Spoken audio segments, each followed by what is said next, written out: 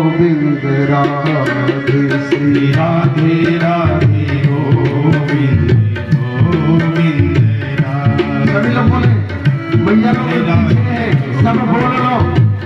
7 दिन की कथा में भगवान का नाम बोल लो। राधे राधे गोविंद गोविंद राधे श्री राधे राधे गोविंद गोविंद राधे श्री राधे राधे गोविंद गोविंद राधे गोविंद राधे गोपाल राधे गोविंद राधे गोपाल राधे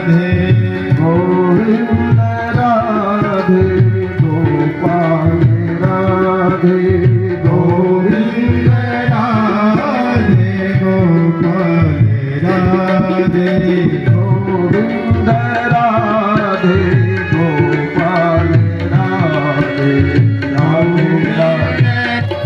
गोपाल राधे गोविंद राधे गोपाल राधे गोविंद राधे गोपाल राधे गोविंद राधे गोपाल। में आप सभी लोग श्री सूत जी महाराज सनकादि ऋषियों को एक कथा सुना रहे हैं। नारद जी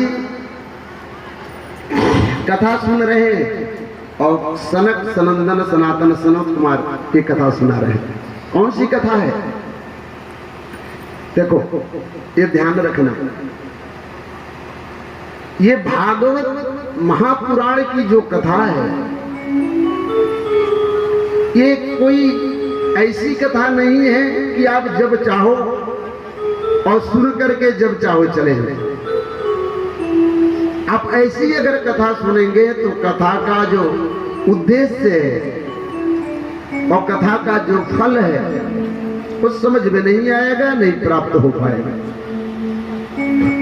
इसलिए कथा में आने का मतलब है कि कथा प्रारंभ हुई तत्क्षण उस समय तक पहुंच जाए।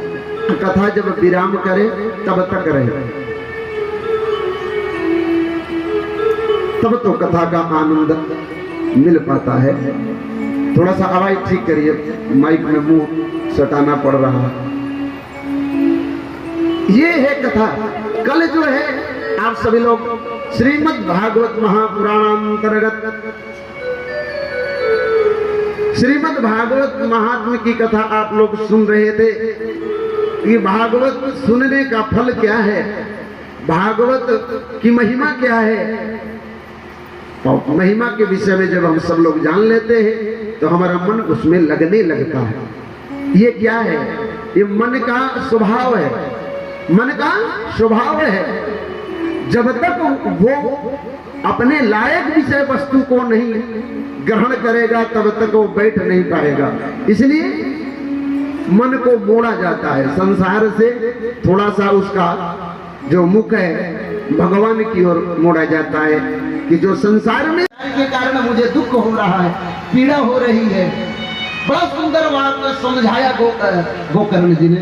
न चंद्रस्य सुखम नास्ति न सुखम चक्रवर्तिनः सुखमस्ति विराटस्य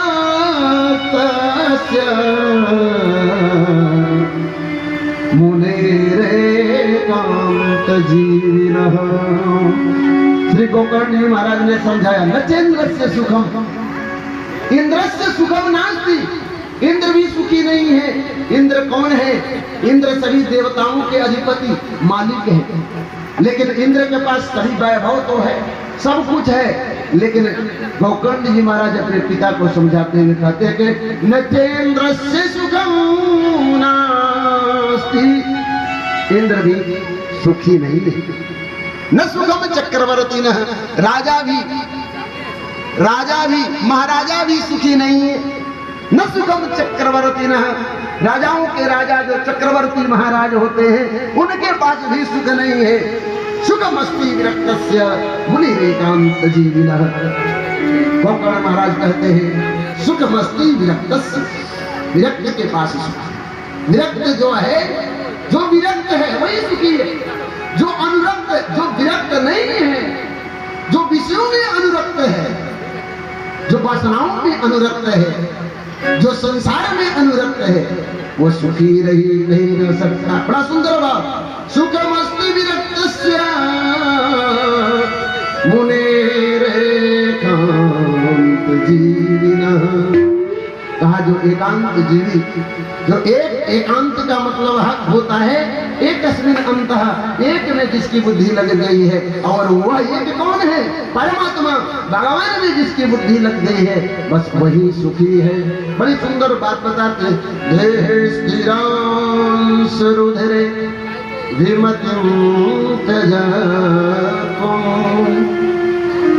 जया सुतादिषु सदा ममतां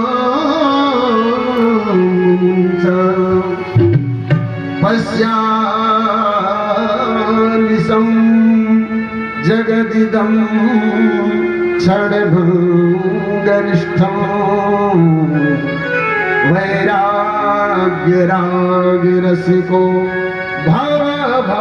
भक्तिनिष्ठः।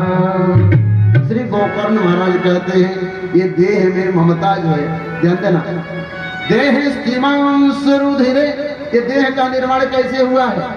कहा इस शरीर, जिस शरीर पर बड़े मोह लगे, बड़ी ममता बनी हुई है, जिस शरीर के लिए नाना प्रकार के पाप करते हो, जिस शरीर को सुखी रखने के लिए झूठ बोलते हो, अधर्म करते हो, पाप करते हो, पीड़ा पहुंचाते हो। क्यों पहुंचाते हो?